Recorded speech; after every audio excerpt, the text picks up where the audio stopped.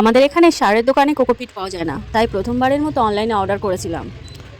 কোকোপিটটা ভালোই ছিল, কিন্তু অনেক ভিজা ছিল বলে আমি পরদিন সকালে রৌদ্রে দিয়েছিলাম। কিন্তু আকাশ দেখে মনে হচ্ছিল যেন বৃষ্টি নামবে, তাই একটা কাপড়ের উপর এগুলো বিছিয়ে দিয়েছিলাম, যাতে বৃষ্টি আসলে তুলতে সুবিধা হয়।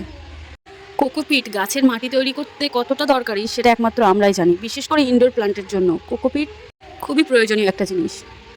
যারা গাছ করে তারা ছাড়া এটা কেউই বোঝে না, ভাবে মাটিতে লাগিয়ে দিলেই তো গাছ হয়ে যায়। কোকোপিট মিডিয়া আর ময়শ্চারাইজার ধরে রাখতে সাহায্য করে।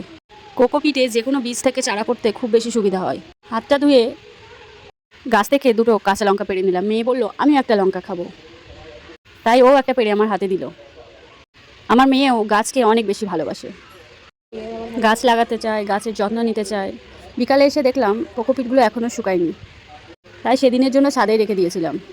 পরদিন সকালে আবার একটু নাড়িয়ে দেখছিলাম, অনেকটা শুকিয়ে গেলেও আমি বিকালেই তুলেছিলাম এগুলোকে স্টোর করে রাখার